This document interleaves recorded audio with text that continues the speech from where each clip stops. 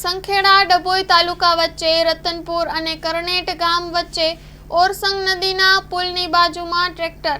Story report by Kamlesh Patel, Sankheda.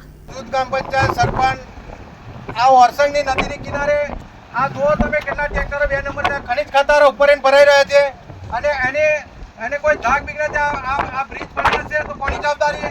આ તમે તો પતિથી 30 ટ્રેક્ટર છે.